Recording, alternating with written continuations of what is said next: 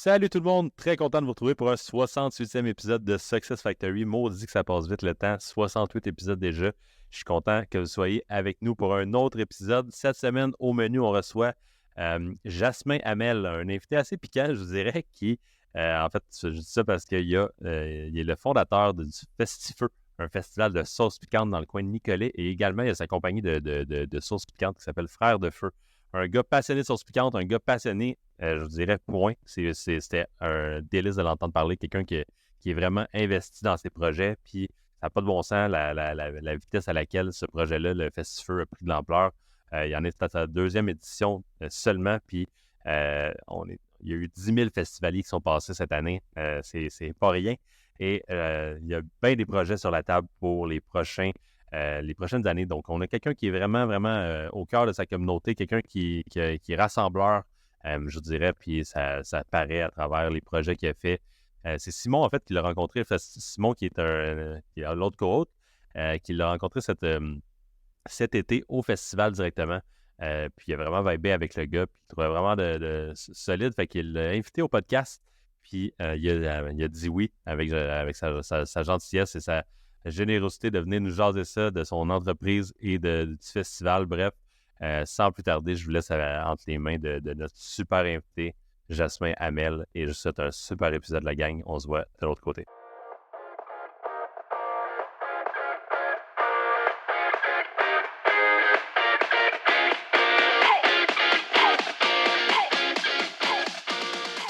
Jasmin, t'es une découverte surprise que j'ai eue parce que il y a une couple de mois, j'étais chez ma mère qui a déménagé de Montréal à Nicolette, puis j'ai vu une petite annonce sur mon téléphone du Festifeu passer. Puis là, étant un amateur de sauce piquante, je me suis dit, hey, c'est pas fou, j'ai bien été targeté dans la bonne audience, je vais Très noter fort. ça. Fait que là, ma blonde, elle monte de Boston. Moi, je monte de Montréal pour aller au Festifeu à Nicolet, l'autre bord du fleuve de Trois-Rivières. Et là, ça donne qu'on s'est croisés là. Tu es le fondateur du Festifeu et des Frères de Feu. Parle-nous un peu des Frères de Feu. C'est quoi? Ça représente quoi pour toi? Moi, dans le fond, les Frères de Feu, c'est quand j'étudiais à l'Université Laval à Montréal, à Québec, excuse. En finance, je descendais voir ma famille les fins de semaine, mon frère Frédéric, entre autres. J'ai trois grands frères. Puis lui, il était rendu passionné, je te dirais, du piment fort, de la sauce piquante, tout ce qui était super piquant. Ça nous ramène à peu près à 2016, 2015, dans ces eaux-là. Puis moi, je descendais à chaque week-end, puis je l'aidais. Il s'était acheté une serre intérieure, puis il faisait pousser ses petits plants de piment les plus forts au monde là-dedans.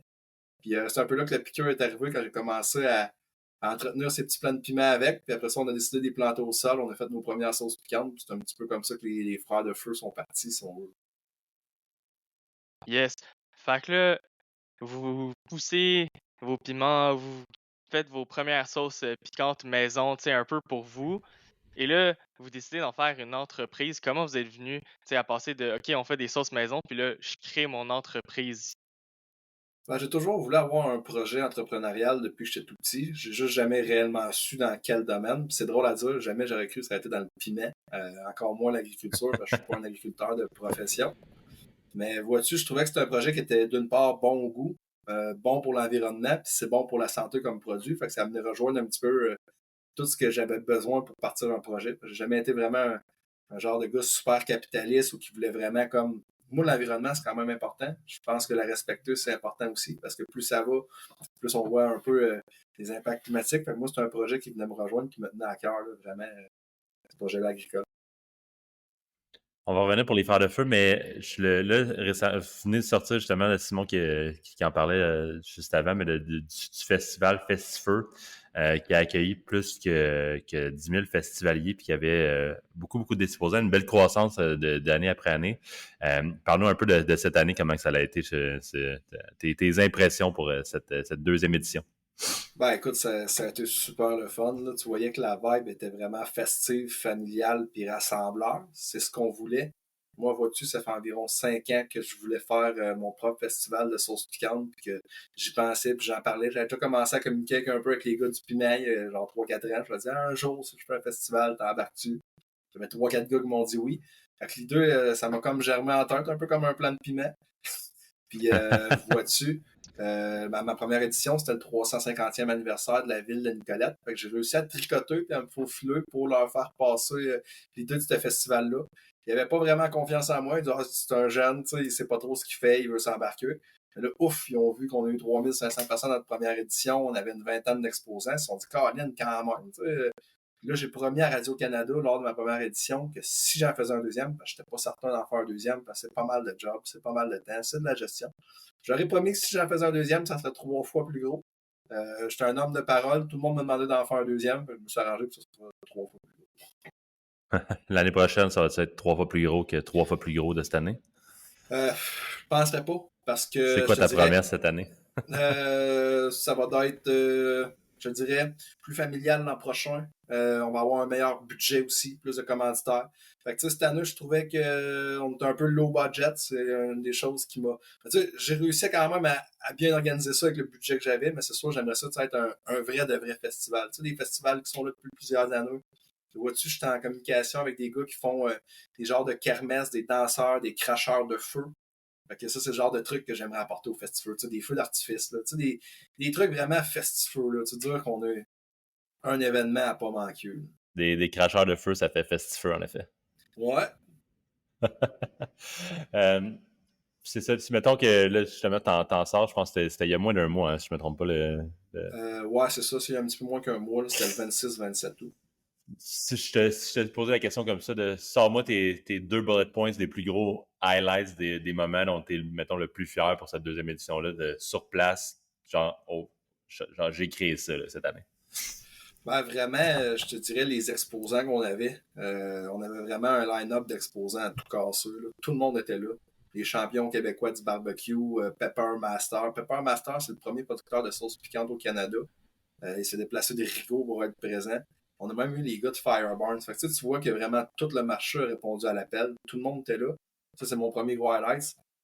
Deuxième gros highlight, c'est vraiment le sourire et les familles que je voyais là. Tu voyais que tout le monde était heureux, tout le monde était joyeux. Puis, on était un événement éco-responsable. Fait qu'on était comme plus développement durable. On avait un verre éco-cup puis une cuillère de dégustation. Puis, quand l'événement a terminé, j'étais content de voir qu'il n'y avait pratiquement pas de déchets à ramasser. Fait que, à ce niveau-là, je pense que ça a quand même bien été. Ouais, c'est quand même le fun que tu mets de l'avant l'éco-responsabilité, mais c'est comme en deuxième lieu, c'est comme une belle surprise. Tout le monde est là parce que justement, il y a, il y a une grosse scène avec la musique, il va y avoir de la nourriture, des microbrasseries, les piments forts, bien sûr, comme le number one, mais c'est aussi le fun que justement vous faites ça bien, vous faites ça pour le développement durable, vous faites ça à long terme. Je pense que ça représente un peu tes valeurs overall et que tu fais passer ça justement dans ta compagnie à toi, Frères de Feu. Donc là, ça s'est développé un peu et t'as planté 5000 plantes l'année passée et là, tu es en pleine récolte. Est-ce que tu Exact. as des belles surprises et c'est quoi tes plans au niveau des sauces cette année? Ben, c'est sûr que cette année, on a eu un climat assez difficile dans le sens où on a eu beaucoup de pluie, beaucoup de chaleur au début, il a fait vraiment froid après. Fait que plusieurs des récoltes de plusieurs agriculteurs de la région ont été ravagés à cause de ça. Nous, au niveau des piments, on a été touchés dans le sens où des plants n'ont pas été aussi gros qu'ils l'étaient les autres années. Ils ont produit un petit peu moins aussi, mais vois-tu, le mûrissement a été plus rapide cette année. Fait qu'on a quand même énormément de piments, excessivement beaucoup de piments. Mais c'est sûr que ça n'a pas été l'année la plus chaude où est-ce que ça aurait pu être encore plus malade mental. Mais vois-tu que pour la suite des choses, pour les sauces piquantes, probablement qu'on va sortir une ou deux nouvelles sortes. Dans le fond, j'ai acheté des barils de Bourbon, un petit peu comme la technique de Tabasco. Fait que j'ai 220 litres que je vais remplir de pinot puis je vais laisser vieillir, fermenter pendant un an. Par la suite, on va sortir notre sauce spéciale édition, les Frères de Feu. C'est vraiment nice. Est-ce que tu travailles toujours à développer comme ça des nouvelles sauces et est-ce que tu as un produit que ça serait ta sauce idéale, ta sauce parfaite que tu aimerais développer un jour? Ben, c'est sûr qu'on fait beaucoup d'R&D là, en ce moment parce que on s'équipe à chaque année, on grossit à chaque année. C'est sûr que moi, je te dirais un produit que j'aimerais pouvoir développer puis avoir constamment. C'est une marinade jerk jamaïcaine. C'est un genre de style de sauce barbecue, si on veut. C'est dans des plus grosses bouteilles. Probablement un produit à faible coût, là, comme moins dispendieux qu'une sauce piquante. Nous autres, nos sauces piquantes, on les détaille quand même 15$. Ça, c'est passé tout du champ jusqu'à la bouteille. Puis ça, c'est beaucoup, beaucoup, beaucoup de temps de fabrication. Fait que probablement qu'on va essayer de faire une sauce un petit peu plus style commercial, qui est plus facile à faire à grand volume. Parce qu'il y a toujours, nous autres, le challenge, justement, au niveau des cuisines de transformation. Nous autres, on se déplace, on utilise à chaque année des cuisines différentes parce qu'à chaque année, les cuisines qu'on utilise, on est badlocké un peu, mais dans la région, ici, toutes les cuisines communautaires se font démolir. J'ai regardé pour acheter des cuisines, puis le montant, juste pour le bâtiment, c'est de 400 000. Je ne veux pas quand on part en affaires pour une terre agricole, parce qu'on achète des tracteurs et des machineries, un 400 000 de plus ou de moins pour une cuisine. Il faut quand même bien le calculer, savoir si on fait le move ou pas. Fait que j'ai toujours loué des cuisines depuis. Fait que moi, je te dirais qu'éventuellement, ce serait vraiment soit d'y aller avec une usine qui pourrait m'embouteiller quelque chose à grande quantité ou vraiment bâtir ma propre shop. Là. Ça serait l'idéal. Là. Yes. On a parlé un peu de la croissance du festival, mais là, parlons de ta croissance des frères de feu. Parce que, à ce que j'ai compris, t'es sur une terre familiale, une terre spéciale qui représente quelque chose pour toi. C'est quoi l'histoire de cette terre-là? Puis la croissance et vision de ton entreprise à long terme? Dans le fond, la terre où est-ce que je cultive en ce moment, c'est une ancienne terre d'agriculteur. C'est une terre à bois, une érablière que mon père a acheté il y a environ une vingtaine d'années. Moi, j'ai grandi là quand j'étais jeune. Je l'aidais à couper son bois, je l'aidais à travailler la terre là-bas. Il n'était pas agriculteur, mais je te dirais que là-bas, il commençait à s'installer. C'était un projet de retraite pour lui. Puis, vois-tu, quand j'ai commencé les frères de feu avec mon frère, on a planté des plants de piment chez mes parents. On avait une dizaine de plants. L'année d'après, on a fait 200. L'année d'après, on en a fait 1000. L'année d'après, j'étais allé sur la terre là-bas. J'ai essayé de labourer avec un tracteur de 1955.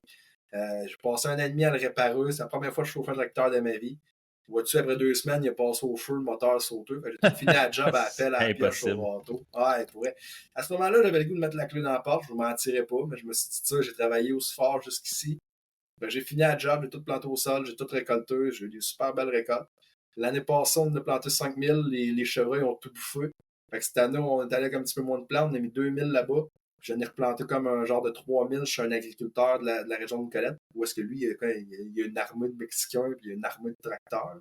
T'sais, le gars, il est seté depuis 4 générations. Moi, de mon côté, j'essaie de bâtir à la main, puis j'ai pas d'électricité, j'ai pas d'eau où est-ce que je cultive. Fait que c'est beaucoup, beaucoup de jus de bras. Puis vois-tu, cette année, les récoltes ont été meilleures chez l'agriculteur que ce que j'ai eu dans mon champ. Parce que d'une part, c'est sûr que vu que je suis tout seul dans l'entreprise, c'est moi qui fais la mise en marché de distribution, c'est moi qui fais l'embouteillage, qui colle les étiquettes, c'est moi qui organise le festival aussi. Puis en plus, m'occuper de la terre agricole puis tout. Fait que finalement, je finis par manquer un peu de temps, les gars, je vous mentirai pas. On connaît ça. Ouais. Tous les entrepreneurs que j'ai entendu parler portent souvent plusieurs chapeaux, mais j'ai jamais entendu parler de tous les chapeaux d'une entreprise, puis en plus, il faut que tu t'occupes de ta terre. Ouais, c'est ça. Est-ce que justement, ce que tu parles là, en ce moment avec le fait que ton agriculteur que tu as fait affaire avec, la récolte a été bonne et tout ça, y a-tu une volonté quand même de toi de garder ça de ton côté? Y aurait-tu une volonté de vouloir mettre ça à l'externe justement, puis juste, OK, je fais affaire avec des agriculteurs pour le faire pousser, puis je m'occupe du reste? Comment tu vois ça pour les prochaines moyennes? Dans le fond, comment ça fonctionne avec l'agriculteur, c'est que j'ai loué un lopin de terre, puis c'est moi qui s'en occupe quand même. OK. Mais vois-tu, moi, c'est sûr que je te mentirai pas. La terre au monteux, c'est quand même un énorme projet. Puis si je veux pouvoir éventuellement me payer un salaire et gagner ma vie avec ça, j'aurais pas le choix de faire affaire un petit peu plus à l'externe pour la suite des choses. Dans le sens où le temps que les choses se placent et que ma commercialisation soit bien accomplie. Mais c'est sûr que moi, mon projet de retraite, mon projet de vie, ça a toujours été de remettre cette terre-là en culture et de passer le plus de temps possible là-bas. C'est de valeur parce que cette année, j'ai un petit peu moins de temps. Mais j'aimerais ça que comment je peux dire qu'une fois que tout soit bâti, je peux sans fin aller sur cette terre-là, quitte à vendre même la compagnie Frères de Feu à une grosse compagnie comme Sobeys ou whatever, ou est-ce que moi je suis juste dans mon champ, puis je fais pousser mes piments, puis je suis en pré-retraite, puis je suis bien heureux de même. C'est ton plan de destinée. Ouais. Tu parlais justement qu'on commence le podcast que tu es aussi distributeur à travers ton site web, que tu veux, que tu aspires à ce que le Frère de Feu, justement, soit un regroupement d'artisans québécois. Parle-nous un petit peu de tout ça. Ouais, c'est ça. Ben, en fait, il y a présentement un distributeur au Québec, saucepicante.ca. Quand je suis allé cogner à sa porte pour qu'il distribue mes sauces piquantes, ce qu'il m'a dit, c'est j'ai vu que tu étais au IGA dans ton village, tu avais un site internet. Je vais te donner 3 piastres de moins que ce que ta bouteille te coûte. Je dis, ouais, c'est parce que si tu me donnes 3 piastres de moins que ce que ma bouteille me coûte, je te la donne, puis je te fais un chèque pour que tu apprennes. Il me dit, ouais, il dit exactement, il dit, mec, que tu sois en faillite, tu m'appelleras, je vais te racheter à perte. Fait que ça, c'est le distributeur qu'on avait au Québec. Fait que je me suis dit, ouais, Ça donne le goût. le gars, il crache bien raide Mon sur ses Dieu. producteurs, là, vraiment. Là. Ça n'a pas de classe. Moi, j'ai été marchandiseur pour la compagnie Labatt. Comme je te disais, j'ai étudié en finance. J'ai toujours été dans le domaine de la mise en marché et de distribution. Je sais c'est quoi être un distributeur. Puis ce genre de distributeur-là, moi, je trouve que ça n'a pas sa place dans le marché au Québec. Fait que vois-tu, j'ai fait le festival, j'ai invité toutes les compagnies de sauces piquantes au Québec, ils sont toutes venues. Je leur ai tout dit, regarde-moi les boys, puis les gars m'ont tout dit à ma affaire, ils disent, on a de la misère à travailler avec ce gars-là, il veut nous faire faillite, puis il veut nous racheter à perte. Je suis comme, ouais. Tu sais, moi, les gars, je vous vois plus comme des frères, je pense qu'on est une famille, je pense qu'il y a de la place pour tout le monde dans le marché. Fait que je leur ai offert l'opportunité d'être d'une part sur mon site en ligne, ce qui leur donne une belle vitrine, puis en plus des distribués, tu sais, à travers la province. Fait que moi, je te dirais que l'objectif long terme, ben moyen-long terme, c'est comme je te dis, de bâtir ma shop, offrir aux gars l'opportunité que je leur fournisse les ingrédients, que j'embouteille leur sauce, puis que je les distribue moi-même. Fait que c'est vraiment tout au sein de frères de feu, finalement. Je pense que tu essaies de comme un petit peu bâtir un sentiment de communauté dans ce domaine-là. Ouais, exactement. Plutôt que de faire justement ton entreprise pour devenir compétiteur, plus être on est une gang, puis genre grandissons ensemble. Ben oui, parce que tu sais, vois-tu, la sauce piquante puis le piment fort, ben Simon, il est amateur. Puis Simon, c'est un peu quand même notre clientèle cible. Je te dirais les hommes entre 16 36 ans. Tu sais, les jeunes familles, je te dirais. Un petit peu moins les gens comme plus d'âge mûr, 50-65, je te dirais qu'ils sont moins habitués à manger piquant. Mais tu sais, nous autres, je pense que justement, en faisant des événements comme ça, sauce piquante, on gagne à être connu parce que plus la sauce piquante est connue, plus le piment est connu, plus on va finir par en vendre nos produits. Tu sais. C'est vrai, c'est fou. Tu parlais tantôt aussi du fait que tous les artisans se sont joints au projet du festival et tout ça, puis qu'il y avait vraiment un sentiment comme de OK, on le fait cet événement-là. Comment vous les avez approchés? T'es-tu fait? Parce que là, encore une fois, tu as l'air d'être un one-man army pour la majorité des projets que tu comment que genre t'es approché un par un, les 70? Ouais, j'ai collé les gars, je dis hey, salut, c'est Jasmine Frère de Feu. Les gars m'ont dit oh, c'était qui? J'ai dit parfait, écoute, je colle le happening, c'est le rassemblement de sauce piquante. Moi, je suis au centre du Québec, puis je vous reçois. Puis tu sais, vois-tu, cette année-là, la première année du Festival, j'avais été quand même beaucoup médiatisé avec le Nouvelliste, le Courrier Sud, TVA, LCN, Radio-Canada. Puis tu sais, j'étais partout, je parlais de ça à tout le monde. Fait que quand j'ai collé les gars m'ont dit bah, tu sais, fais un tour de table, check qui est intéressé. Ben, mettons, j'ai commencé avec Julien de la pimenterie. Puis après ça, j'appelle David Croteau de Britannia Miles. Britannia Miles, tu sais, moi, c'est un peu mon idole, si on veut. C'est le Jedi de la sauce piquante au Québec. Là. Puis quand je l'ai appelé, il me dit hey, dis-moi, Jazz, je serais juste disponible le 27 août. J'ai dit parfait, David.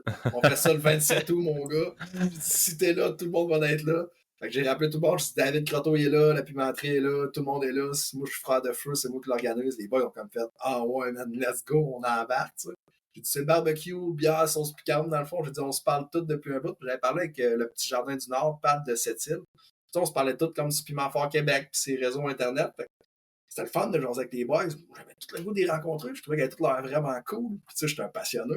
Puis tous ces gars-là, c'est des passionnés. J'ai dit, ça, les boys, on se rassemble. Puis au pas, j'ai dit, s'il n'y a personne, on va avoir de la bière, on va avoir de la bouffe, puis on va tout être là. Fait qu'on fait un party entre nous autres. Là. Puis à chaque année, c'est ce que je leur dis. Je dis, tu sais, s'il fait pas beau, on est 70 business, on a au moins 140 sur le site, même s'il n'y a pas un chat qui vient. Là. On fait un gros partant de nous autres, les gars. Là. Puis vois-tu, il y a eu plein de monde. Ah ouais. Comme tu disais, j'étais là, je suis ton consommateur cible, puis c'était rempli toute la journée, matin jusqu'à la fin de l'après-midi. Il y avait juste de plus en plus de gens. C'était hyper le fun, l'énergie qui était là. Tu as passé dans les médias, comme tu l'as dit l'année passée, puis cette année aussi, je pense que tu as quand même eu une belle couverture médiatique de l'événement. Est-ce que tu vois des retombées directes à partir du festival pour ton entreprise? Ouais, c'est sûr, ça donne une certaine notoriété aux frères de feu dans le sens où, admettons, moi je carre les gars, j'ai des questions. Moi, j'ai pas de mentorat vraiment. J'ai travaillé avec ma MRC. Ça n'a pas fonctionné. Moi, ils m'ont dit qu'il y avait déjà trop d'agriculteurs à Nicolette et qu'il n'y avait pas besoin de plus d'agriculteurs. Fait qu'ils ont comme essayé de me faire fermer quand j'ai commencé. Fait que j'ai juste coupé les ponts avec ma MRC. Fait que j'ai comme pas vraiment de mentorat. J'étais un peu en freestyle, je m'enligne où est-ce que je peux. Puis le fait justement d'avoir créé le Festifeu avec les frères de feu, même quand j'appelle les gars, j'ai des questions, souvent c'est des questions techniques comme hey, quel genre de pH mètre tu utilises pour tes sauces. Tu sais, moi, le gars à Casa d'Astillas, parce que je fais l'embouteilliste des pH mètres, mais il coûte 1200. Fait comme tu sais, y a-tu une alternative un peu moins dispendieuse que 1200 pour savoir c'est quoi le pH de ma sauce? Là, vois-tu, il y a des gars qui sont comme ah ouais, mais tu sais, vois-tu, moi j'utilise ça, ça. Puis, tu sais, c'était vraiment scientifique, tu peux aller avec celle-là, sinon tu as une alternative à 200-300. Fait que tu sais, les boys, ils vont me conseiller quand même beaucoup. Ils vont quand même me soutenir là-dedans. Fait que ça, c'est cool. Là. Ouais, c'est vraiment le fun que tu t'es trouvé à travers ça. Justement, des mentors, comme tu l'as dit, là, qui peuvent peut-être t'aider à enligner, grossir.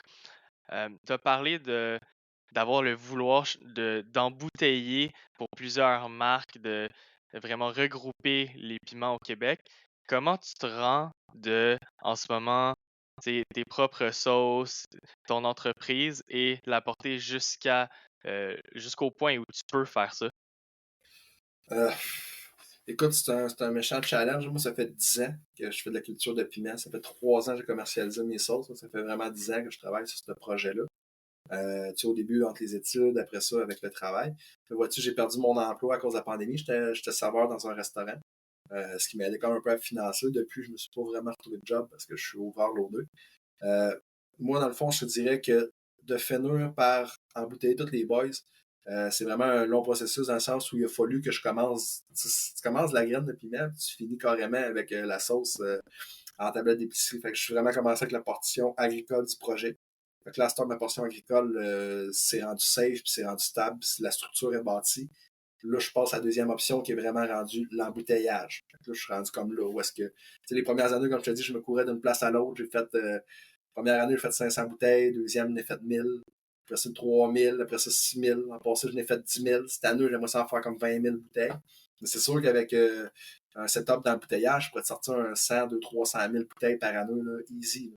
Tu sais, je me mettrais un gars de prod en place. Sauf que moi, dans le fond, où est-ce que je suis allé vraiment, c'est que je suis parti de la base. Fait que là, je sais que tous les ingrédients nécessaires pour faire les sauces piquantes, on les a ici à Nicolette. Je me suis assuré de ça avec les maraîchers du coin. J'ai fait un genre de regroupement avec les maraîchers. Les gars, ils trouvent ça super cool ce que je fais. Fait que tout le monde embarque dans le projet. Tu sais, vois-tu, je suis sûr que dans le domaine de la sauce piquante, c'est tous des artisans, c'est pas tous des énormes joueurs. Je sais qu'il y en a une gang, justement, qui ont vraiment un problème au niveau de l'embouteillage de leur sauce. Parce que c'est ça qui est comme le plus technique au niveau avec la MAPAC. Ça te prend quand même vraiment des grosses infrastructures, ça prend beaucoup d'espace. Fait que vois-tu, moi, il y a une poissonnerie qui est à vendre à Nicolette. Le gars, il vient de déménager. C'est un local dans le domaine, dans la zone industrielle de Nicolette. Fait que tu as la sortie de vente en arrière puis tout. Fait que moi, c'est sûr que si je réussis à aller chercher 2-3 petites subventions ou 2-3 contrats où est-ce que je pourrais aller chercher ce bâtiment-là, je pourrais commencer à offrir aux boys des embouteilleux puis quand même des distribueurs après ça sur notre site en ligne puis en magasin, tout ça. Je t'écoute, puis j'ai l'impression que t'es organisé, mais sans avoir de plan. Puis genre, ça me rejoint un peu. Je sais pas, dis-moi si je me trompe, là, mais en fait, t'es comme. T'as pas nécessairement là, ton time frame de il va y avoir dans 5 ans, on va faire ça, dans 10 ans, on va faire ça. Tu y vas. Même chose, autant pour le festival que les frères de feu, c'est ça que ça me tente de faire. T'as juste l'air d'avoir du fun là-dedans dans ta désorganisation qui est quand même planifiée avec ce que tu fais de OK, on va faire un regroupement de maraîchers, on va faire je vais appeler le monde pour telle question, je vais appeler le monde pour faire un festival. Blablabla. Je me trompe-tu dans ce que je dis? Ben non, mais c'est sûr que tu sais, quand tu te fais un plan fixe puis tu vas absolument t'en tenir au plan, c'est difficile les premières années parce que c'est toujours un peu du freestyle. Il faut toujours que tu t'ajustes. Tu sais, moi, je te dirais que je suis beaucoup en ajustement tout le temps, dans le sens où la structure n'est pas bâtie et elle n'est pas finale. Tu sais. Fait qu'à chaque année, j'ai toujours besoin de switcher quelque chose ou de changer de quoi ou toujours un petit peu me réinventer. Fait que oui, tu sais, j'ai la big picture, j'ai la grande ligne devant moi, mais c'est sûr qu'à chaque année, il faut que je me surprenne moi-même, puis il faut que je me découvre là-dedans, puis que oui, tu sais, c'est comme un petit peu comme ce que tu as dit, j'ai pas nécessairement un plan fixe, dans 3 ans, ça va être ça, mais je sais quand même très bien où je m'enligne, puis je fonce, puis je pousse au maximum tout le temps, c'est ça le Mais truc. mais je pense quand même que c'est gagnant d'avoir ce mentalité. C'est carrément ce que tu viens de dire, là, mais dans les premières années, ça va être limitant. Comme si t'es pogné, faut que tu sois capable de réagir vite puis de changer OK, ben, ça, ce que j'avais en tête, ça marche pas, on va aller vers là à la place. Ouais, exact. Puis d'adresser comme tel problème au fur et à mesure que ça vient, plutôt qu'être pogné dans OK, ben, je voulais absolument faire ça, puis là, je peux plus. Là. Ouais, ben tu sais, juste un peu au niveau de la terre, j'ai mis en culture, je me suis rendu compte que c'était tellement beaucoup trop d'efforts, beaucoup de temps. Tu sais, c'était difficile, je suis reculé vraiment loin en forêt, pas d'électricité, pas d'eau courante. Puis ça, je me suis rendu compte que si je continue à faire ça, probablement que je serais jamais capable de faire décoller mon entreprise. Oui, ça peut être de quoi que je peux mettre en pause pour 2, 3 ans, puis revenir, puis développer au maximum, et que j'ai un bon cash flow, tu sais, quelque chose de fou, là. C'est sûr, pour l'instant, de me consacrer à 100% là-dessus, puis de me résigner à ça, c'est comme un peu me tirer dans le pied. Ça m'empêcherait de m'envoler puis de décoller, tu sais, comme je devrais. Ouais. Euh, pendant qu'on est pas mal là, parlons du futur un petit peu. On va revenir un petit peu sur le festival. Puis cette année, il y avait quand même pas mal d'animations. Tu avais un concours de mangeurs de piment, quelqu'un qui a fait 73 One Chip Challenge. Ouais. Ça a dû brasser un peu. Lui, il devait avoir mal au ventre un peu. Euh, c'est quoi, mais je vais te poser la question en deux temps. C'est quoi ton plan, mettons, côté animation? Qu'est-ce que tu t'attends en termes de nombre de festivaliers, peut-être, pour l'édition 3? Puis, deuxième sous-question, ton édition 10, ça ressemble à quoi? Tu veux que ça, genre, tu vois ça se rendre où, ce festival-là? Ben, c'est sûr que pour la prochaine édition, moi, je te dirais que j'étais satisfait avec le nombre d'exposants que j'avais cette année, environ 70 exposants. Simon, tu étais là, tu l'as vu. Est-ce que je pourrais rentrer plus de compagnies que ça dans le parc? Ben, possiblement, faudrait changer le layout un peu, mais tu sais, pour l'année prochaine, au même endroit, c'est vrai que avoir plus nécessairement beaucoup plus d'exposants, faut peut-être focus plus sur le côté justement festivalier, Exact. animation, comment on apporte plus de gens. Et là, ça amène à la question, dans 10 ans, ça ressemble à quoi ta vision? Est-ce que tu veux garder ça, tu sais, hyper local à Nicolet, ou peut-être que tu déplaces ça plus De Trois-Rivières. tu sais, ouais, c'est ça, ben, quelque part où tu pourrais avoir plus d'exposants et tu sais, faire venir peut-être même le reste du Canada. Je sais que cette année, il y avait un exposant qui est venu de l'Ontario, Ouais. quand même des Franco-Ontariens, donc très proche du Québec dans leur cœur, là. Mhm. Et je pense que ça se ressentait dans leur vibe, mais tu sais, il y a peut-être du potentiel à agrandir ça Canada-wide. Ben, c'est sûr que j'aimerais ça recevoir des artistes du Canada à notre festival, tu sais, des artisans. Tu sais, vois-tu, on avait 70 business. Peut-être que je peux monter tu sais, jusqu'à 90 ou 100 business. Ça, c'est pas un enjeu. Au niveau dans 10 ans, est-ce que je veux garder ça à Nicolette ou déménager? Écoute, moi, personnellement, je suis né à Nicolette. J'étais allé vivre à Québec. Quand je suis revenu à Nicolette, je suis retombé amoureux de la région. C'est beau. T'as des rivières, t'as le fleuve, t'as des tortues dans la rivière. J'aime ça inviter des filles en canot à aller voir les tortues, tu sais, entre autres. Euh... Le vrai endgame, les tortues Wow! pour la cruise. Mais écoute, moi, j'aime vraiment le spot ici. Tu sais, je me sens vraiment chez moi. Fait que moi, c'est sûr que j'aimerais ça, dans la mesure du possible, de le garder à Nicolette. Il va falloir qu'on vérifie avec la ville de Nicolette si eux, ils veulent garder ça ici. Moi, je sais que de mon côté, il y a d'autres villes comme Saint-Angèle, Trois-Rivières qui sont venues comme me faire un petit clin d'œil en disant Hey, tu veux-tu venir faire ça chez nous? Euh, Écoute, je veux pas dire non, je veux pas dire oui. Moi, personnellement, dans la mesure du possible, j'aimerais ça garder ça à Nicolette. Je vais vous donner un petit highlight. Moi, ma 10e édition, ben, j'aimerais ça le faire avant, mais j'aimerais ça envoyer une sauce piquante dans l'espace, en fond. Ouais. Ça, c'est du marketing. Ça, c'est un Ouais. stand. Ça, c'est un stand. Puis écoute, je peux même vous donner le truc, là, c'est super simple, là, mais là, je ne vous vois pas le faire, par exemple, les gars, là, parce que je vous l'ai dit. Mais super simple, dans le fond, un ballon météo, ça, je pense que ça s'en va dans le top de la stratosphère, là, dans 93 000 pieds dans les airs, avec une GoPro, un système GPS, ma sauce piquante, la canadienne dessus. Puis moi, dans le fond, ce que je veux, c'est absolument une shot de la sauce canadienne avec la terre qui est ronde en arrière. C'est comme dans l'espace. Puis là, après ça, pac, le ballon, il pète à 93 000 pieds. Puis là, après ça, il redescend, on met un parachute avec un système GPS, comme je vous dis. Puis on va le chercher, peu importe où est-ce qu'il est tombé. Puis on garde le footage, puis on fait ça pendant le festival. Ça, c'est un méga stunt marketing. Euh, Tu fais quoi si ta sauce, elle retombe, genre, tu sais, comme dans l'océan lointain? Ben, d'après ce que j'ai vu, ce qui s'est fait, tu sais, les chances qu'elle retombe dans l'océan sont faibles, mais les chances qu'elle retombe dans le fleuve ou dans le lac sont quand même bonnes. Fait que là, les gars, je vais vous le dire, là, ça reste entre nous deux, entre nous trois. Là. Sauf que je me suis dit qu'on allait probablement en faire une avant le festival. Puis si on l'a, on garde les footages de celle-là, puis on en a envoyé une pendant le festival aussi, qu'on n'ira peut-être pas nécessairement chercher parce qu'on risque de pas avoir le temps. C'est juste pour s'assurer que le soir, à la fin du festival, on dit regardez, on a les footages.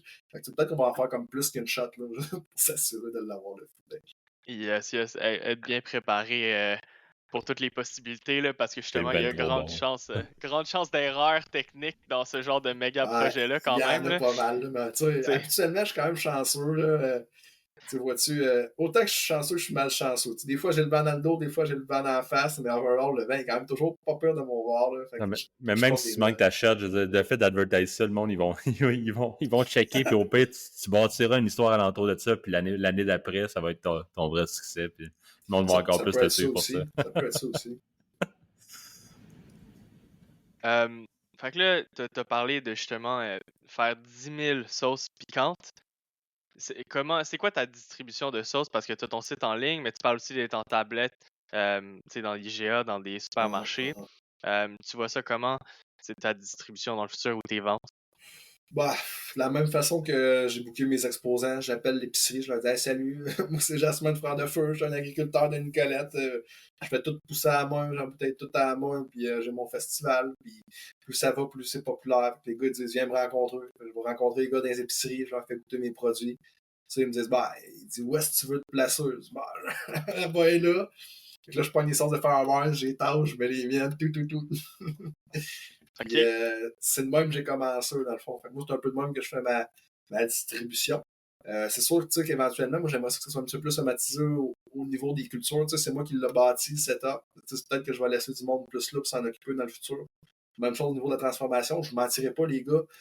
Faire la cuisine de sauce piquante, moi, j'aime pas particulièrement ça. Admettons, je te dis, moi, je les cuisine de fin de semaine. J'arrive la fin de semaine à la cuisine, j'ai 400 livres d'oignons épluchés, 300 livres de carottes épluchées, 80 livres de betteraves. Là, tu sais, je veux dire, les 150 premiers livres d'oignons, tu broyes, dans le nez qui coule. Après ça se replace à 150 livres. Mais je veux dire, c'est longtemps, les boys. Tu sais, faire ça tout seul à la main, là, ça me prend le week-end au complet. Puis après ça, je vais envoyer ça dans une chambre de congélation, dans une chambre froide, puis je ramène ça le week-end après dans une usine pour qu'ils me l'embouteillent. Là, c'est encore moi qui est là à l'usine en train de l'embouteiller. Fait que c'est tellement un procédé difficile, puis long, puis laborieux, que j'aimerais ça mettre quelqu'un en prod là, parce que moi, de base, je te dirais que mon fil d'expertise, c'est vraiment plus la mise en marché, la distribution, le marketing. Fait que moi, c'est plus là-dessus que j'aimerais pouvoir miser dans les prochaines années. Moi, je me verrais d'ici 2 ans être tout le temps en auto, faire le tour de la province, puis faire la promotion de toutes les sauces piquantes du Québec. Dire, ça, c'est les Frères de Feu. Je te lance mon kiosque ici. On a au-dessus de 300 produits sur notre site, puis c'est tous des produits québécois ou canadiens. Des boys. Dans le fond, si tu vas être sur le site de Frères de Feu, tu dois être exposé au Festifeu. OK. C'est une belle façon de grossir ton festival, dans le fond, là. Parce que le plus que tu prends de l'ampleur du côté distribution, le plus ça vaut la peine d'être sur ton site, le plus les gens, ça leur donne une raison de se déplacer au Festifeu en tant qu'entreprise. Exact. Puis là, eux, ils rapportent leurs fans aussi. Et puis, de toute façon, je pense que le plus ça avance, plus les festivals comme ça se fait médiatiser, ça se fait connaître, le plus il y a de gens qui viennent organiquement. Donc, c'est le fun. Là, justement, tu parlais dans le futur faire le tour du Québec puis vraiment essayer de rentrer partout là, parce que tu es distributeur. En ce moment, tu es distribué dans combien de points de vente? Écoute, moi, comme je te dis, c'est vraiment comme par sphère. Je me suis beaucoup penché sur la sphère agricole. Là, je suis rendu vraiment au niveau de la sphère transformation. La sphère mise en marché distribution, c'est comme la dernière exploite, parce que je sais que c'est la seule que je vais avoir le plus de facilité à exploiter. Je vais avoir une trentaine, quarantaine de points de vente là, un peu partout en province. J'ai pas vraiment mis l'emphase là-dessus encore. Ouais. Ben, si tes bouteilles se vendent et que tu n'en as pas plus à vendre, elle n'est pas là la priorité clairement non plus. Là, donc, tout vient en son temps et c'est logique. À chaque fois qu'on a des podcasts comme ça, on sort des stats un peu farfelus ou des punchs justement là, de nos invités. Et là, je pense que tu nous as sorti la meilleure stat qu'on a eue jusqu'à date sur Success Factory, qu'après 150 livres d'oignons, t'arrêtes de pleurer. Ça se replace. Ça, là, je pense que personne d'autre pouvait nous dire que ça, c'était le nombre d'oignons qu'il fallait que tu épluches avant que tu arrêtes de pleurer. C'est excellent. Ah, pas peur, Euh, elle est bonne. Fait que là, on y va un peu plus dans le personnel. Toi, c'est quoi tes top 3 sauces piquantes tu sais, que de quel tu t'es inspiré? Euh, Vois-tu, je suis allé en Australie. J'ai bien aimé la compagnie, ça s'appelle Monster. Vois-tu, la Black Label, la 16 sur 10. C'est une sauce australienne que je me suis vraiment inspiré quand j'ai fait ma sauce australienne. Dans le fond, j'ai utilisé 3-4 sauces que j'ai ramenées d'Australie, puis je me suis inspiré de ces 3-4-là pour faire ma propre version de la sauce australienne. Ok, les gars, je vous avoue, j'ai triché un peu, j'ai mis du sirop d'érable. J'ai gardé le terroir québécois. Clairement, ils n'en ont pas tant que ça en Australie, là. On est Mais elle est fiers, on est vraiment fiers. bonne. Ouais, c'est ça. Puis vois-tu, mon frère Frédéric, quand on a commencé nos sauces piquantes, lui, il tripait bien gros sur la chaude boucane de David Croteau. Fait que lui, il voulait faire une sauce fumée. Donc, ma canadienne. Puis là, c'est là qu'on s'est séparés. Mon frère, dans le fond, ça a pris 2 mois. Là. On n'a comme pas travaillé ensemble trop longtemps. Mais lui, il était électricien de formation quand il était en plein. Lui, il voulait faire une sauce fumée à bière noire. Moi, je voulais faire une sauce fumée au whisky. Fait que vois-tu, finalement, la sauce whisky, c'était comme ma recette. Elle avait inspiré un petit peu de David Croteau au début. On l'a comme retweaké et on l'a retravaillé. Puis, par respect pour mon frère, ben, j'ai fini par sortir la barbe noire, qui est une sauce à bière noire. C'est nice, ça. Ouais. Mettons, toi, personnellement, là, on a parlé de tes inspirations pour pour la création de tes propres sauces piquantes. Y a-tu, mettons, si on parle, toi, personnellement, au goût, quand tu manges, c'est quoi ton top 3 sauces piquantes? C'est-tu les mêmes ou y a de quoi qui se fait là? Mes 3 sauces piquantes préférées au goût. Hey, ça, c'est une bonne question. Vois-tu, Qu'est-ce qui vient en tête? j'aimais beaucoup la Hellfire, la Elixir. Ça a été une des premières que j'ai mangées. Je l'adorais vraiment. La deuxième sauce piquante que j'adore au goût. Écoute, je veux pas me faire d'ennemis non plus, mais j'aime les sauces de toutes les boys du Québec. Là. Mais une que j'ai trouvée vraiment intéressante, c'est parce que, tu sais, vois-tu, j'en ai à peu près 8000 dans mon frigidaire, c'est dur de dire. J'aime bien. J'aime bien la nouvelle qu'on a sortie, là, la Festifeu. Dans le fond, c'est une sauce avec le maïs à chartreux. Justement, le chartreux, c'est où est-ce que je cultive mes piments cette année en partie. C'est du petit blé d'Inde sucreux, pas mal des meilleurs petits blé d'Inde sucreux au Québec. Fait que, vois-tu, on utilise son maïs, on utilise des tomatillos, on utilise du piment, on utilise de l'ail du Québec. Fait que ça, c'est des sauces que je trouve super bonnes.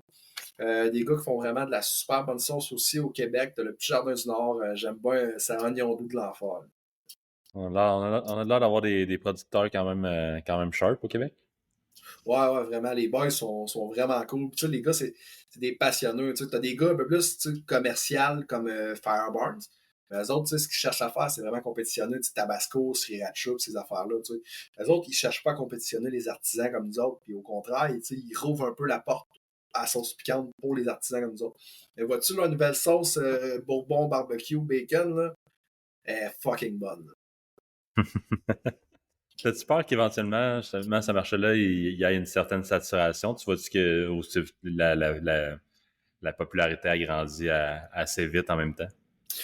Ben, tu sais, vois-tu, je vais faire un parallèle avec les microbrasseries. Les microbrasseries, tu vois, là, il y en a, ça l'a explosé depuis 10-15 ans. Là, le marché, présentement, il est un petit peu saturé. J'ai communiqué avec plusieurs microbrasseries cette année, plusieurs propriétaires de micros. C'est un peu tout ce qu'ils me disaient. Ils disaient, ah, crème, ça va pas bien, c'est pas facile, Colin. Ils disaient, on manque de staff. Il y a trop de canettes, ces étalages. Puis, tu sais, c'est vrai, quand tu vas dans les dépanneurs ultramar, à cette heure, t'as à peu près 800 canettes. T'en as avec des chats, t'en as avec des canards. T'en as toutes les sortes. À un moment donné, tu sais même plus quelle acheter. Puis chaque microbrasserie, ils sortent à peu près 10 nouvelles canettes par année. Puis tu sais, les canettes de microbrasserie, après un an, sont plus bonnes, ils doivent les récupérer. Fait que tu sais, vois-tu, moi, ce qu'ils m'ont dit, c'est les canettes qu'on vend en épicerie, en dépanneur, nous autres, on fait pas d'argent là-dessus parce que juste les coûts d'embouteillage, quand on retourne les chercher, c'est des pertes. Tu sais, c'est pas rentable. C'est surtout un niveau marketing, tu sais, qu'on va être présent à ces tablettes. Puis ce qui arrive avec la sauce piquante, là, je vais refaire le parallèle avec la sauce piquante, c'est que la microbrasserie, là, c'est un marché qui est saturé. Mais tu sais, mettons, les boys, OK, moi, mettons, je fais pas ça, là, mais tu sais, des gars qui boivent de la bière, là, ils sont capables d'en boire 3-4 dans la même soirée, on s'entend. Tu sais, ils peuvent même en boire 6-7 versus une bouteille de sauce piquante. Moi, je suis un gros amateur, puis moi, j'en mange dans la touche. Je te dirais, je passe une bouteille aux 2 semaines. C'est quand même beaucoup, mais vois-tu, les bouteilles de sauce piquante, je te dirais qu'un consommateur moyen québécois, ça va être entre 3 et 6 mois. Même quand la sauce est trop forte, ça peut être 2 ans. Fait que le repeat en tant que tel est vraiment pas le même que les microbrasseries. Le repeat est vraiment moins bon avec une sauce piquante qu'avec une bière. Comme je dis, tu bois une coupe de bière dans ta veilleux. Puis là, avec l'émergence, un petit peu l'engouement qu'il y a vers le piment, tu as tout plein de compagnies de sauce piquante qui sont parties. beaucoup dans la région de Montréal. Ça, je m'en rends déjà compte là, quand je vais cogner à des portes pour rentrer mes sauces.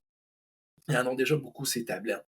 Fait que oui, nécessairement, c'est triste à dire, mais je sais pas si dans les prochaines années, on va être capable d'avoir encore autant de compagnies de sauce piquante. Parce que c'est sûr qu'il y en a qui vont se rendre compte que c'est pas nécessairement si lucratif que ça, le domaine de la sauce piquante. C'est surtout un domaine de passionnés. Il faut travailler fort, tu sais. Fait que c'est sûr qu'il y en a qui vont fermer. Moi, je leur souhaite ça moi, je souhaite qu'il y en ait plus, puis je souhaite que ça pogne plus. Mais c'est sûr que nécessairement, si ça continue comme c'est là, le marché va finir par être saturé au niveau de la sauce piquante. Puis vois-tu, là, cette année, je vais travailler surtout pour développer des produits complémentaires du piment. Donc, pas nécessairement la sauce piquante. Fait que, tu sais, des petits assaisonnements épicés, tu sais, des épices à frotter, des rubs. Là, je travaille, je vais vous le dire en primeur, les gars, on est en train de travailler avec une compagnie qui fait des graines de citrouille. On va sortir comme des graines de citrouille salées épicées. C'est comme un genre de petit snack. Ce qui est cool avec ça, c'est que c'est sans allergène. Même chose au niveau des petits salés épicés, des huiles piquantes, vois-tu, ça, c'est des produits où est-ce que moi, j'ai tellement de piment que j'ai pas le choix de faire des produits dérivés du piment. Puis la sauce piquante, c'est plus difficile à faire. C'est vraiment la transformation alimentaire versus des épices à frotter. C'est comme juste du rempotage. C'est beaucoup, beaucoup plus simple à faire de façon logistique que de la sauce piquante. Fait que moi, je pense que la sauce piquante, dans une couple d'années, ça risque d'être saturé un peu plus les tablettes. Mais d'ici là, d'après moi, les gars qui vont faire partie des frères de feu, eux autres vont toujours avoir leur place dans le commerce. Fait que c'est sûr qu'on va aller ramasser une certaine partie de saucepiquante.ca, mais tu sais, vois-tu, ces sauces piquantes, ces étalages, le marchandisage n'est jamais vraiment bien fait. Puis les produits qu'ils vendent, ben, il y en a une couple justement des compagnies qui a racheté en faillite. Puis tu sais, vois-tu, c'est les sauces les plus cheap que j'ai jamais goûtées sur le marché. Là. C'est du vinaigre. Là. Moi, je trouve que ça donne pas une belle image à nos sauces piquantes québécoises, parce qu'on a vraiment des bons produits avec des super de belles saveurs. Moi, je tasserais ces genres de sauces cheap-là des tablettes, puis je rentrerais des vraies sauces québécoises. J'essaierais de garder ça, qu'on puisse en vendre, qu'il y ait tout le temps un marché.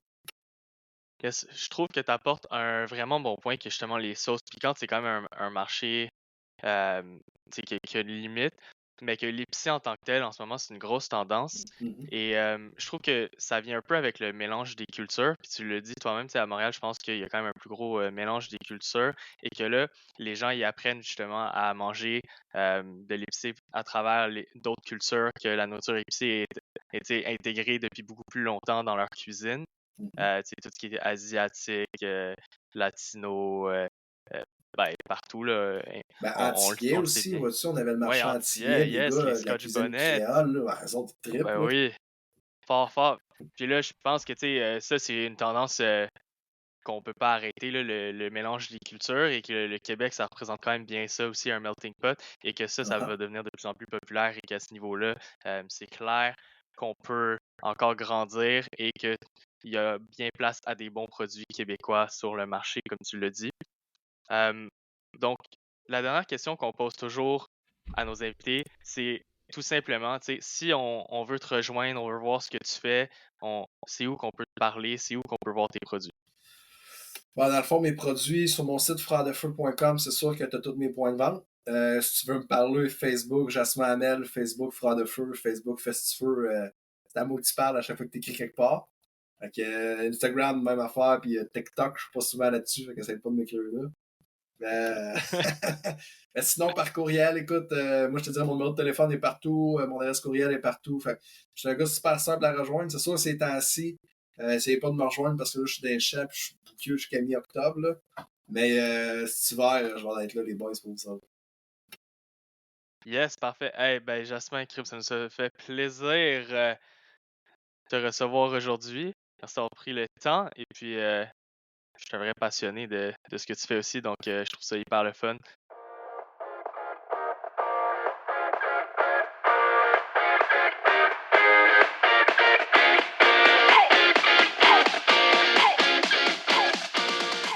Hello, j'espère que vous avez apprécié l'épisode. Si vous avez aimé le podcast, on vous invite à aller laisser un petit avis ou vous abonner sur Spotify ou Apple Podcasts pour nous aider à le faire connaître. On se voit la semaine prochaine pour une autre belle conversation avec un nouvel invité. À bientôt!